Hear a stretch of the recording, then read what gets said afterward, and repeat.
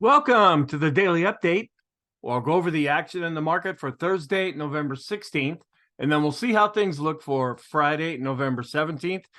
It looks like maybe the market's getting a little bit exhausted right now. We've had a pretty good run up.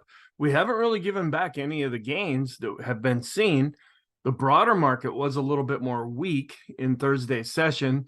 The mega caps are really what held things together, and that's helping some of the parts of the market to improve still, and I'll go through all the charts and show you that. But we're going to have industrial production and capacity utilization coming out. I think that's an important report, but it's more to gauge what's going on with the economy. It's not necessarily a big market mover. We're coming up ahead of a weekend. We've got a lot of geopolitical things going on. Folks don't want to be necessarily long over the weekend, so they may be adding to some of the hedging that they do prior to the weekend. We're also the last full week before we're coming up to a holiday week. So we're looking at things possibly slowing down next week as we go into Thanksgiving. Let's go back and talk about what happened. Right at the open, we had a lower open and we were below the daily pivot at 45.06. Prices then drifted down. It took a little bit of time for this to happen. We got down to S1 at 44.92. Prices then chopped between S1 and the unchanged level to close slightly above the daily pivot. So we were up 0.12%. Still, it goes in the books as an up day, not really a barn burner as far as market movement. Again, as I said, the broader market was weaker, where the bigger stocks, the mega caps, held up better, and that helped the S&P. And we're still above average with volume. Now, next week, we might see that start to drop off. Monday, Tuesday, Wednesday, we'll have a session. Thursday, of course, will be closed for Thanksgiving. And then Friday will be an abbreviated session. And then you have folks that will probably be taking the whole week off. So we, at least later in the week next week, probably see a real decrease in volume. The technicals, we are positive now. And you could suggest that that's good momentum, the fact that we haven't really given anything back. But it doesn't necessarily mean that we're not going to give anything back. We could still do that in Friday's session and even into next week. Seasonally, we're coming into that weaker part of November, even though November as a whole is a positive month. It's about inflation, interest rates, growth concerns, earnings as they're released, and then what's going on in Israel. Some comments that we can make, we're still above 4,500. That's more of a psychological level. The mega caps did outperform the broad market, and small and mid caps, after having that rip-roaring up day and a couple of days, we closed well off the high yesterday, and we actually ended up being weak in Thursday's session. That's not a good sign. We want to see the small and mid caps doing better if we're going to turn more positive. The Senate did pass a continuing resolution. This was just a few weeks back where government shutdown, all these crazy things are going to happen. And then they kicked the can down to the week of Thanksgiving. Well, they don't want to give up their vacation, of course. Heaven forbid they actually do some work. And so rather than waiting until next week and possibly staying over the Thanksgiving break, they went ahead and passed it this time. Oil did close down at 72.92. And as I've been stating, this is not really a focal point right now. Here's our short-term list. And again, you can look at this two ways, that we're overbought or that we're just showing good momentum, especially since we're tending to hold up for right now with price. We have the 20-period exponential moving average, the Stochc RSI, Williams percent R, CCI 14 and 20, the stochastics. Now, the rate of change 10, that's fallen off, but the rate of change based on 5 periods has now come on. We have the short-term RSI based on 9 periods, the boom indicator, and I have with a question mark here, the slope oscillator. Intermediate term, we have a new addition, the balance of power. It did tick above into an extreme positive reading right now. The CMB composite, which has been there for a new number of days, the PMO studies, which has been there, the money flow index, which was a new addition yesterday. And then we're watching the vortex, and I have some lines to kind of give you some perspective there. The TTM squeeze, and then the NASDAQ 100 bullish percent index. The current scenario that we're working with is, for right now, the market seems to like what's happening economically. It's not too hot. It's not too cold. It's more Goldilocks. Now, if it continues to get weaker, that's eventually going to cause some concern. If we start to get some strong economic reports, that's also going to cause some concern. And it will change in one way or the other. Nothing ever really keeps going in the same direction all the time. But we also know that the Fed's going to keep rates higher for longer. They've been saying that. That's part of their policy. The thing that the market is speculating about right now is, will the Fed raise rates anymore from here? And that'll probably be determined by the economic reports that come out. There's really no talk of rate cuts, but the market is certainly starting to talk about that and think about that and develop that scenario. We're keeping an eye on things in Israel, also watching oil just to see if it comes back to being more relevant in the overall picture. And then earnings as they're being released. The dollar was up and interest rates were down. The 10 to the 2 and the 10 to the 3 month are still inverted. Sentiment is still at neutral. That should be 55. Sorry, I forgot to type a second 5 in there. If we tick up one more to 56, we'll be in positive territory as far as sentiment is concerned. Now, to kind of go a little bit deeper with how we look at sentiment, we tend to use extreme positive or extreme negative readings to be contrarian at that point. But as sentiment is going up, we can roll with that and stick with the positive side of things. It doesn't necessarily mean that we're always contrarian to everything, because we try to latch onto what the smart money is doing and doing the same thing, and they really drive the markets. So if the market's going up, we follow that, and then the crowd follows that as well. It's just when things get to an extreme positive or negative reading, that's often when you see a real shift. However, it has ticked up from 53. Now, it's at 55. Our trend is still positive. This has not changed for the last couple of days. The ADX is above its moving average, and both are above 20. The green line is on top. That's showing that we are in a positive trend. Our bias is positive because we had another up day, even though it was minuscule, and our momentum continues to be positive. The economic reports that came out, and I've got the whole list that I'll show you here, but I don't have all the charts because I just feel that they're not really that big as far as the market is concerned, but we still want to pay attention to them nonetheless. Now, one that is important are the weekly jobless claims, and they came in greater than expected at 231,000, and the market kind of likes that. The Fed has been justifying raising rates because the employment situation is still pretty strong. Well, this is showing that it's getting a little bit weaker. So they expected 220,000 new jobless claims to come out. 231,000 did come out. Last time it was at 218,000. Continuing claims are ticking up a bit to 1.865 million, where they had been at 1.833 million. That's also starting to climb. So the first week that folks are unemployed, that's the weekly jobless claims. And then the continuing claims are the folks that are still unemployed after that. Export price, and this is what I don't have the chart to show you. It came in down 1.1%. Last time it was up 0.5%. When you take out agriculture, it was down 1%. Last time it was up 0.7%. The import price index was down 0.8%. Last time it was up 0.4%. When you take out oil, it was down 0.2%. Last time it was also down 0.2%. The Philadelphia Fed index came in at minus 5.9. That's actually better than the minus 7.5 that they had expected, and an improvement from the minus 9 that we saw last time. Industrial production did come in down 0.6%. That's more than the minus 4.4% that they had expected. Last time it came in up 0.1%. Capacity utilization. This is how much of factories and companies are actually being used. When it's below 80, that means that we're not really using everything that's available to companies to do business. So it's still under 80 at 78.9. They expected it to be a little higher at 79.4. Last time in, it came in at 79.5. And then the MAHB Housing Market Index came in at 34. They expected 40, so that was weaker than expected. Last time it did come in at 40.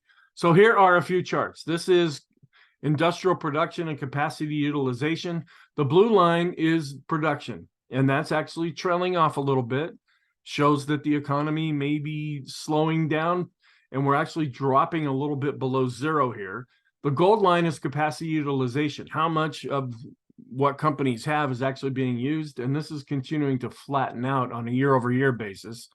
When you look at capacity utilization, we're down underneath that 80 level, but you can look back from well over a decade, about 15 years here, and you can see that things are still okay even when we do drop below that 80% level. Here's a month-over-month basis showing how industrial production did tick down. Here's the NAHB Housing Market Index, where we've been seeing this just coming down. We have rising interest rates, we have rising home prices, and that is putting a lot of folks out of the market as far as, okay, I may be able to sell my own house, but now I have to go buy another house, and I'm finding that really difficult to do. And that's why we've been seeing a lot of pressure in the real estate area. Here's the weekly jobless claims, which did tick up. That's the black line. But what we follow the most here is the 4-week simple moving average, and that's starting to go up. And we're seeing more of a trend with that now. And this, again, the Fed's watching this and thinking, well, maybe we better not raise interest rates if we're seeing the employment situation starting to show weakness. And then here are the continuing claims, which are also continuing to go up. So I put all of them together in this chart, where the red line are the initial claims, and that's going up. The blue line are the continuing claims. And then when we had the employment situation report, that's the black line, and we're at 3.9% unemployment. We closed at 4.45% for the 10-year yield. That's still above the 4.02%, where RenMac suggests that this could bite into company profits.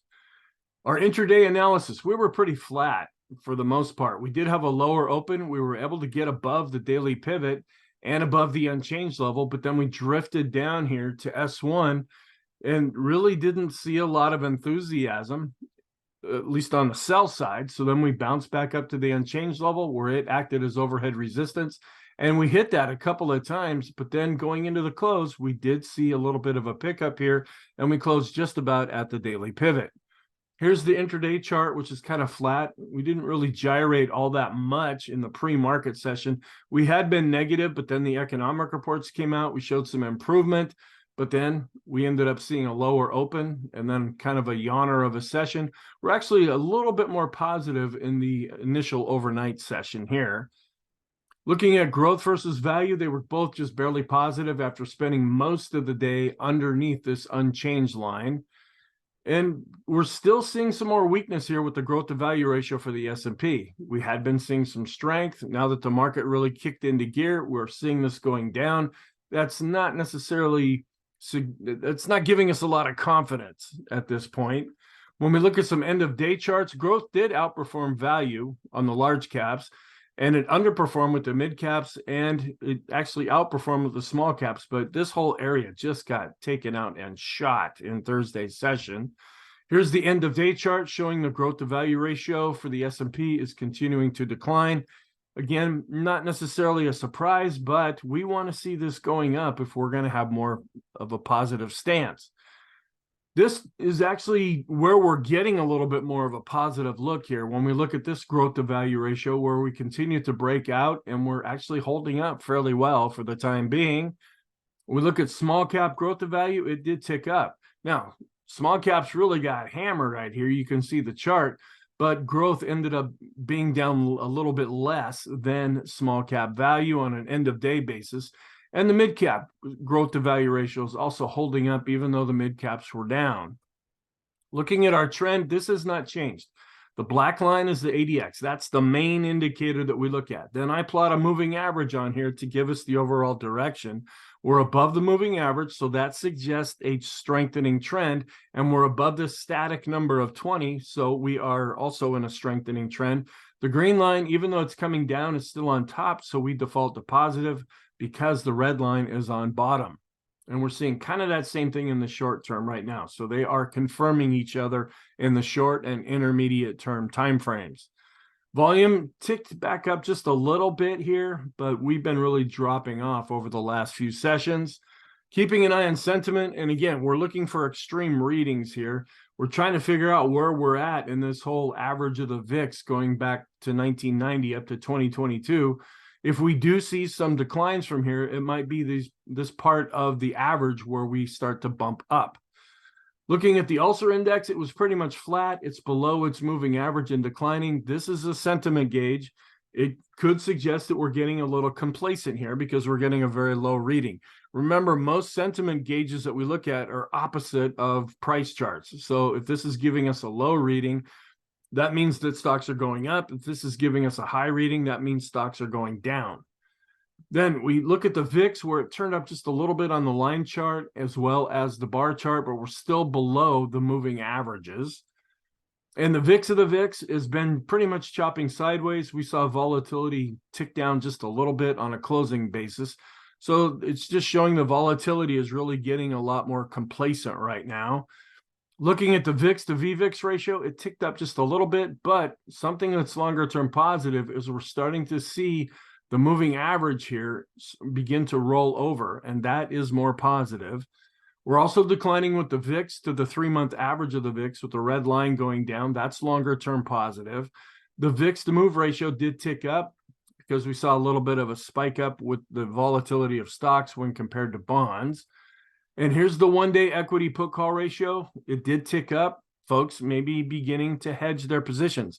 Now, the reason why they go on Friday or Thursday in this case, that's just to protect themselves with puts so that they can protect their capital or they can protect their gains that they're seeing without necessarily having to sell the stock. The reason on Monday, if these really drop off, that's because when people hedge, that bites into their overall returns. So if they're more confident about the market or if something really bad ends up not happening, they want to take those hedges off so that their returns end up being more enhanced. So we are seeing a little bit of a tick up here. But when we look at the 5 period, we are continuing to decline. And that is more positive after getting pretty extreme. For quite a while, throughout the summer months and then into the fall, we were going a little bit above, a little bit above, below, a little bit above, a little bit below. Well, we finally spiked up and now we're starting to come back down. So this could be turning more positive for the market. Here's a longer term look at that same chart to give you some ideas of where it's happened more historically. But we're still going up with our 253 period simple moving average of the equity put call ratio. Now, if we still stay low with the ratio overall, this is eventually going to turn down. We're just waiting for that to happen. We are declining with this fear gauge, and we're also declining with this other fear gauge. We're looking at the risk on risk off ratio. This is continuing to show some improvement, but it did pull back just a little bit in Thursday's session. We're still in the mix of this overall decline. And that, again, is another sentiment gauge, meaning that folks are not necessarily favoring stocks. We want to see this go back up, meaning that a lot of people are more interested in buying stocks. We had the latest reading of the American Association of Individual Investors, and this reading was pretty much unchanged. They're not giving us any kind of an extreme reading currently. We are ticking down just a little bit, but above the moving average with our advanced decline line based on price. We're just about on the moving average based on volume. This is still rather encouraging, and it's not so much that the new highs are blowing out. It's that we're really not seeing any new lows in the S&P 500. So that's keeping our 5 period and 10 period advancing. And we're still above the midpoint with our advanced decline ratio. That's positive. And accumulation distribution did tick up just a little bit. That could be positive as well. And our other smart money indicator that we'll look at was the Chaikin money flow. This really saw a nice little spike up. So this suggests that maybe the smart money is coming in and buying. When we look at our cumulative NYSE advanced decline line with the down day for the NYSE, we did see this fall. We're turning back down with our regular advanced decline line for the NYSE, but we're still above this downward sloping trend line. Our other NYSE advanced decline line, we're above the 50-period moving average, but we did see a recent death cross here, suggesting that the advanced decline line for the NYSE is in a downtrend. Looking at our other advanced decline line studies, we turned down with the common stock for the NYSE, rolling over a bit, but still above the moving average with the S&P, coming back down to a declining moving average with the mid caps, and rolling over with the small caps below the moving average. Our short-term chart, we're still having a hard time getting through this pivot level here. We came right up to that point, and we've not been able to really break through that to this point. On the bottom, we've had yet another day of above average volume. We're turning down, but still just barely extreme with the 20-period exponential moving average. We're turning down with the 50, and we're flattening out with the 200. The Stochc RSI is still extreme positive. The Williams percent R is extreme. The CCI 14 and the CCI 20 are all extreme. The force index is not extreme. It's actually backed off of this Keltner band now. Even though it's positive, it has been declining. And we're extreme positive in all the different time frames when we look at our stochastics. We're still at the +3 standard deviation channel here on this chart, suggesting that we still have gone up kind of far, kind of fast. The boom indicator based on 20 periods is still extreme. We are continuing to show improvement with the 50 and 200. And the rate of change going back 5 periods, where it was extreme in the earlier part of November, and I showed that in the video, we dropped off. Now we're starting to come back up again, where the 10 period has now fallen off. Some intermediate term charts. The balance of power is extreme positive. The CMB composite continues to be extreme positive. The go-no-go system is still positive with the darker blue bars. And we're still seeing the midpoint of our highest high value chart here coming up to the blue line. We're chopping a little bit sideways, but the blue line has now had a bit of a chance to catch up with price. The TTM squeeze is still looking extreme positive, and here's a longer term look at that same chart. The ease of movement continues to be positive and is advancing and is also above zero. The Erin indicator is flattening out. The green line's on top. That means the buyers are in control, but it's dropping off a bit. But sellers, that's the red line, that's also dropping off, and that's why we're getting a positive result for the oscillator. The summation index based on price is coming right back up to the zero line and continues to advance. We're above zero and advancing based on volume. The NYSE summation index, a broader measure of things, it continues to go higher based on price and volume. The Swenlin trading oscillator still hanging in there. It's advancing based on price and volume. The PMO shows that momentum is still positive, both based on price and volume. We're extreme positive with the PMOs that are rising, even though we turned down. We're still going up with the buy signals, and we're continuing to be positive with the PMOs that are above zero. The Elder's impulse system for the S&P is now switched back to neutral with a blue bar. We're still positive with the parabolic SAR. Here's the slope oscillator showing that we're getting pretty positive here. And the MACD is also positive, suggesting momentum is still hanging in there. But if you look at this slope oscillator, you see we don't get to very high readings like this very often. Where the TSI, it's still hanging in there and looking positive. Then our intermediate term oscillators are still positive, as well as our long-term oscillators.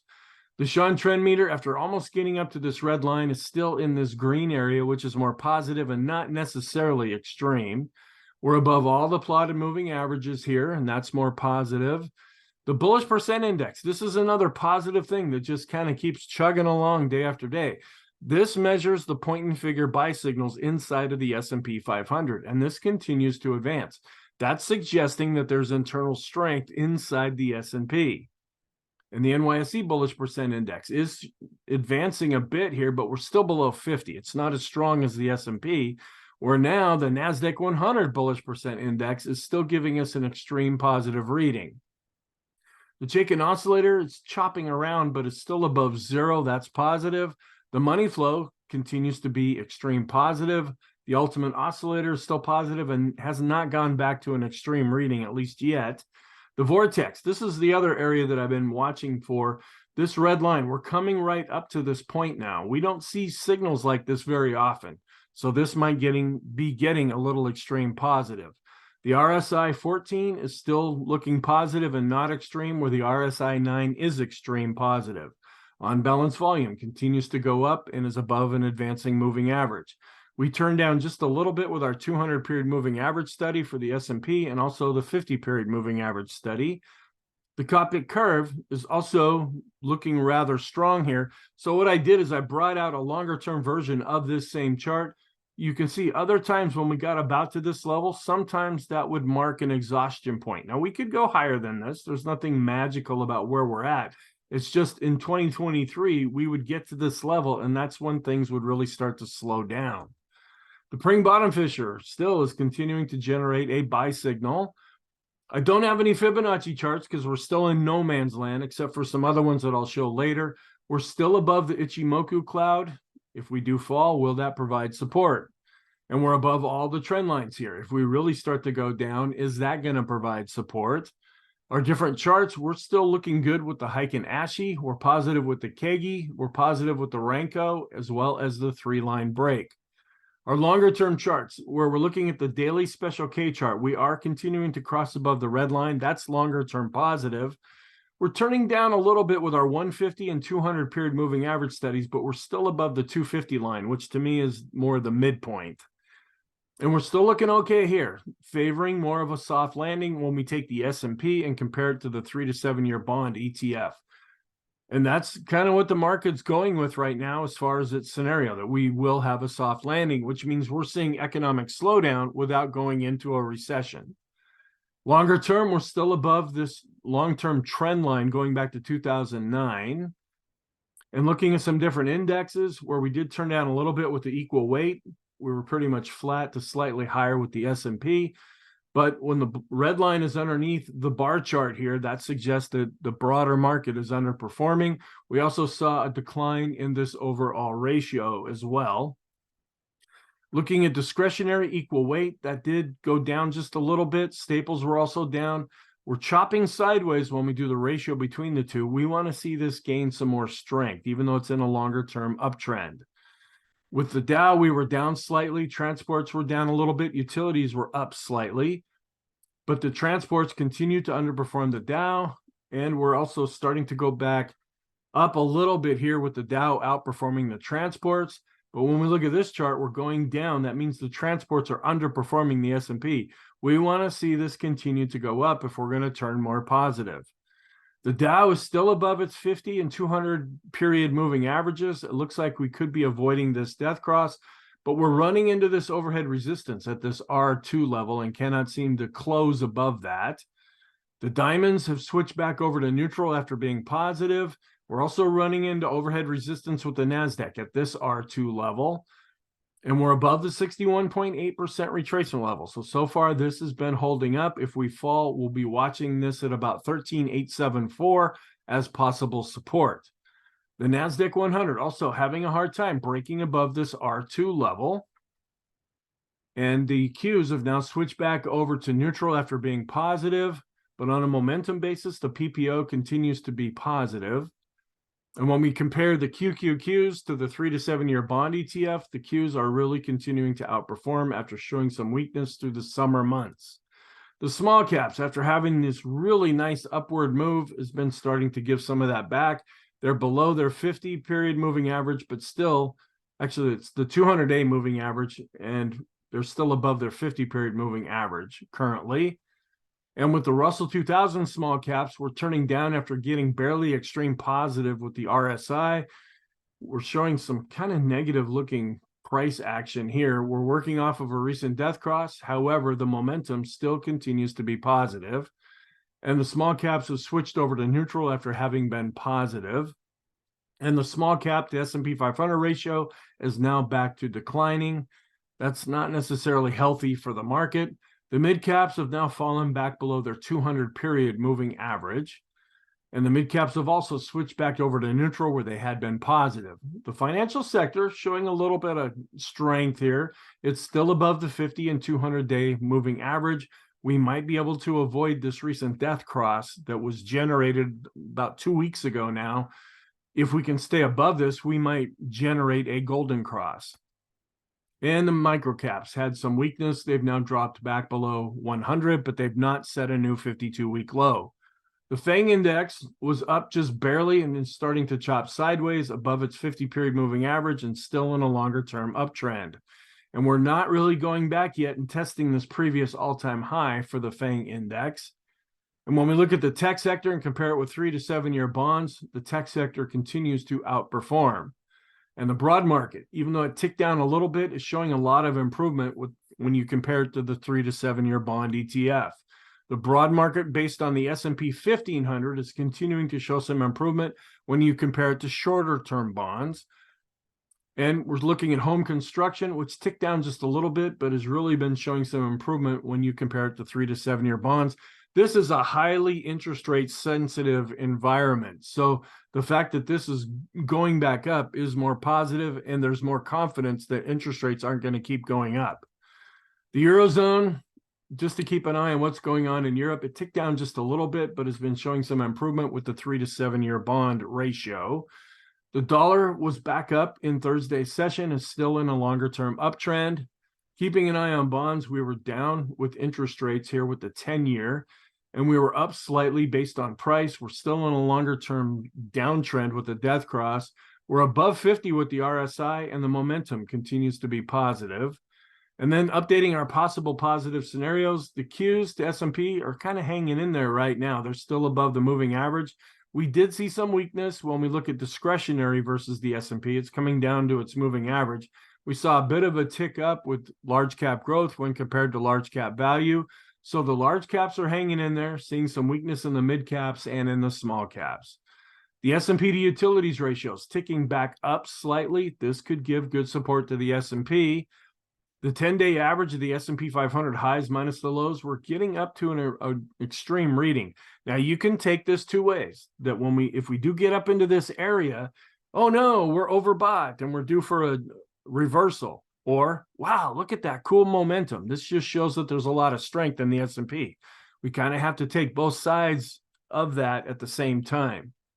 But this is broader. When we look at the highs minus the lows for the broad market and do a 5-period moving average, we're still below zero. It would really help things out a lot if this could get above zero, but it just can't seem to do that. But we are seeing an improvement here with the new highs minus the new lows. We're inching ever so closely back up to the zero line, but we're still negative because the black line continues to be above the 0 point, which is pulling the moving average back up. We're wondering, has the 2-year yield spiked and is going to start to come down? If it does, sometimes that gives short to intermediate term support to the S&P. And we're still declining with our staples to S&P 500 ratio, which also often gives good support to the S&P. When we look at the 19-day exponential moving average of the advanced decline ratio, we're still above zero based on price and volume. And we are still remaining positive with the 10 to the 5-year yield curve. Not a real important yield curve, but still one that we watch anyway. It's back to being normal again. Here's the Tom Valley research. We're getting more into the middle part of November, where if we're going to see any weakness from the month, this is typically when we have more down days than up days. So what's our outlook for Friday? We're still dealing with earnings. We're still dealing with Israel and any other the geopolitical events that could escalate or happen or reoccur at any time. Our technicals are still positive, but we continue to be overbought. We will get housing starts and building permits, and then keeping an eye on the whole list of different geopolitical events with Israel still at the top of the list. Here's the economic calendar, and I'll be doing a new calendar when I prepare Monday's video. The Stock Traders Almanac statistics. We are finishing up options expiration week, where we're up about 60% of the time and down 40% of the time. We're negative with the Dow, where we're neutral to negative with the S&P and NASDAQ. So historically, from 2001 until 2021, when you take all the years together, not necessarily a positive day. We will be on the 13th trading day of the month, where even during a pre-election year, the green dashed line, that does historically have some weakness. And then looking at the overall month, when the current president is running for re-election, we might be seeing some weakness in here as we get about into the middle part, but we will eventually, historically anyway, get beyond that, and seasonally we might be able to see some positive action after that. Here's another seasonal chart going back to 1950, where we might be getting into this middle part of the month where we might see some weakness. And also maybe in the middle part of this chart where we're getting closer to seeing some weakness here. And then this is a newer chart. This is comparing the election year seasonality. And this is a little bit surprising. When you look at a non-presidential year, that's in blue, and that actually has a tendency to outperform. Everyone's like, well, it's a pre-election year. We're going to go up. It's just magical. It's going to happen. Yeah, and we might go up, but during non-election years, pre-election years, we tend to even perform better. But that's just one of those things I wanted to bring to your attention. because everybody just thinks it's in the bag. And so they're thinking, yeah, election year, we're going to end positive. But we end up actually underperforming all of the other years, at least according to that chart. Now, looking at the Stock Traders Almanac chart, we might be getting into some weakness for the NASDAQ, also some weakness for the S&P 500. Here's Bitcoin. Not quite sure what to make of all this. I don't know which line to follow at this time. The blue line is taking from 2011 up to 2017, that's where we see some positive seasonality that way. And we're kind of chopping around where you haven't been able to get above this 38,000 level. We're back down into the 36s. So our scenarios, we're not going with the downwind right now, even though we are overbought, but we're just not seeing any confirmation of that in our charts. So we're leaning towards the up scenario, but be aware that we are overbought. We're coming into a Friday. We're also the last full week before a holiday week. So things could get a little crazy or they could be really sleepy. How's that for decisive? We're not going with the sideways trend either because our ADX, both the short and intermediate term, suggest that we are in a strengthening trend environment, and that trend is positive. The warning signs, our longer term equity put call ratio is still going up. The risk on posture, it might be showing some improvement, but we need to see some more follow through with that. Our longer term 50-period exponential moving average study of the new highs, new lows, it's still negative, but it's inching ever back closer to that zero level. The Russell, the small caps, and the mid caps continue to work off of recent death crosses. The financial sector is above its 50 and 200 period moving average, and the longer it stays above that, we might get a golden cross here pretty soon. The positive signs, our daily special K chart is still looking positive. I'll go over the weekly chart in the weekly video. That is still negative. On a momentum basis for the S&P 500 as well as the NASDAQ, we are still positive. The 5-period equity put call ratio is now going down, and that could be short to intermediate term positive. The parabolic SAR chart as well as the vortex, even though the vortex is looking rather extreme, it's still positive, as is the parabolic SAR. The bullish percent index just continues to inch higher, and that's a pretty positive sign for right now. Small and mid cap growth is chopping sideways, but still in longer term uptrends. Our conclusion, we're positive but overbought when you take it all together. And we can say that same thing for the short and intermediate term, and we're still positive in the long term because every update that we have, we're getting a little further away from the 200-day simple moving average. Thank you. I hope you found this helpful. I hope you have a really good day, and I will talk to you in the next video.